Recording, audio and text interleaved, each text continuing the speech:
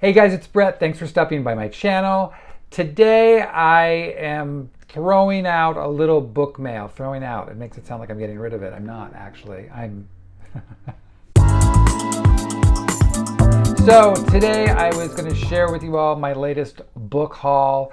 8 books that I thought looked pretty interesting to share with you today. A couple that are a little bit older, some that aren't quite out yet.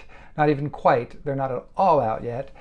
And so yeah. All right, so the first one I want to talk about is called Everyone in My Family Has Killed Someone by Benjamin Stevenson. This is an Australian writer. This just went through a massive bidding war and ended up at HBO for a limited series. The book comes out in March in the States. To give you a little bit about it, here, let me just read you the blurb. I was dreading the Cunningham family reunion even before the first murder. Before the storm stranded us at the mountain resort. The thing is, us Cunninghams don't really get along. We've only got one thing in common. We've all killed someone. My brother, my stepsister, my wife, my father, my mother, my sister-in-law, my uncle, my stepfather, my aunt, even me.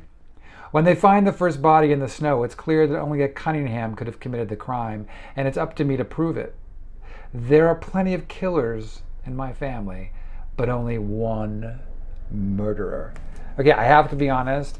When I started to read the blurb, I was like, I just read this book, and it was by Alice Feeney called Daisy Darker, but it's a little different. However, so it also is being compared to, which every single locked room mystery is now being compared to, the movie Knives Out. I don't know if that's a good or bad thing, although I enjoyed the movie. So anyway, this is kind of it's going to be a big buzzy title in the States, and it's already getting a lot of heat, like I said, just because of the HBO thing. Next, this was courtesy of MCD, Toad by Katherine Dunn. Katherine Dunn, for those of you who don't know, wrote the book Geek Love, which is one of those, I feel like Geek Love is a classic that is a must-read in everyone's life at some point. This is an unpublished work by her. From the archive of a literary icon, a dark and daring novel about misspent youth, female rage, and middle-age isolation. Sally Gunner has been in love, has been mad, has been an agent of destruction, has been spurned, and now she is retreated from the world. She lives in isolation in her small house with her only companions are a vase of goldfish, a garden toad, and the door-to-door salesman who sells her cleaning supplies once a month. From her comfortable perch, she broods over her deepest regrets, her wayward, hazy college days, her blighted romance with a scornful poet, a tragically comic accident involving a paper cutter, a suicide attempt, and her decision to ultimately relinquish a conventional life. So I guess this, what they say is this is an ode to Katherine Dunn's time at Reed College. So I don't know if that bodes well for Reed or not. But anyway, this will be coming out November 1st, but it looks very interesting. It's a very arresting cover, to say the least. Killers of a Certain Age. This was my Book of the Month Club book to put on my bookshelf. It's basically about a group of I don't want to say elderly assassins, all women, who suddenly find out that a contract has been taken out on their lives, and they band together to figure out who and why. So it's supposed to be a lot of fun. This is probably make a great movie with like Helen Mirren and all those older dame fantastic actresses. But anyway, Killers of a Certain Age. The Displacements by Bruce Holsinger. This came out earlier this year. I never read The Gifted Skull, so this for me will be a first book. I've got this on Pengo, which I've talked about before. This is about a very kind of affluent family living in Miami, a kind of a perfect life, when a massive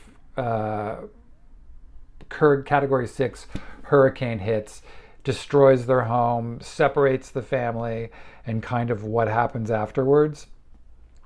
So I've heard good things. It's supposed to be a bit of a nail biter. It sounds rather interesting. So yeah, and again, can't beat a good deal at Pango.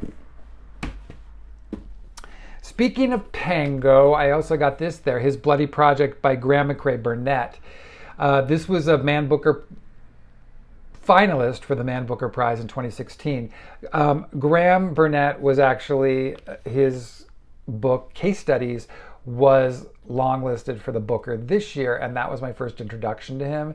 But this is supposed to be fantastic. I talk about a cover. Love this cover so much. Think it's so great. And I don't know why I never read it, but it says documents relating to the case of Roderick Macrae, a historical revenge tragedy and courtroom drama set in mid-19th century Scotland that explores the inscrutable depths of a murderous mind. I think it just sounds really interesting, and I loved, for the most part, case studies, but enough that I thought, well, I want to read something else that he wrote. So that's that. Then going into my biography pop world that I love so much, George Michael's A Life by James Gavin, Because I Will Be Your Father Figure. So anyway, I'm just totally fascinated with this, with him. I'm just curious. And it's a chunker too, honestly. It's quite a biography. But yeah, my only complaint is there's no pictures. I'm like, really? You did a biography and there's not one picture inside this book? Not that I needed a lot of pictures, but I don't like a picture. Okay. Salido by Javier Zamora, which is this month's Read with Jenna book. And this is a memoir of this kid who gets across the border and his journey and everything that it took. It's supposed to be just fantastic. I'm going to read you a little bit of the inside of this one. A young poet tells the unforgettable story of his harrowing migration from El Salvador to the United States at the age of 9. And this moving page-turning memoir hailed as the mythic journey of our era. Trip. My parents started using that word about a year ago. One day you'll take a trip with us, like an adventure.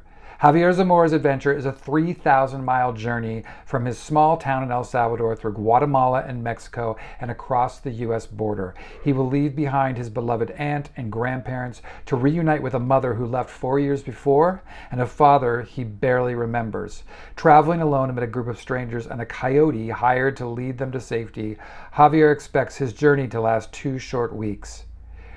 At 9 years old, all Javier could imagine is rushing into his parents' arms, snuggling in bed between them, and living under one roof again. He cannot foresee the perilous boat trips, relentless desert treks, pointed guns, arrests, and deceptions that will await him. Nor can he know that those 2 weeks will expand into 2 life-altering months alongside fellow migrants who will come to encircle him like an unexpected family.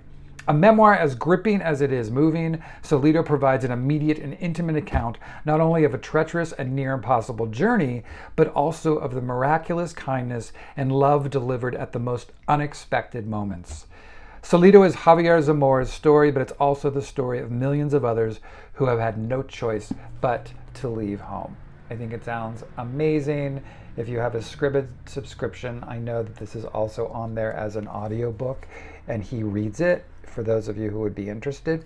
Okay. Lastly, this book by Kevin Lambert called Querelle of Roberval.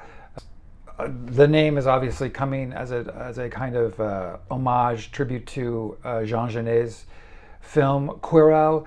And it says here that it's a tribute to Jean Genet's antihero and a brilliant reimagining of the ancient form of tragedy.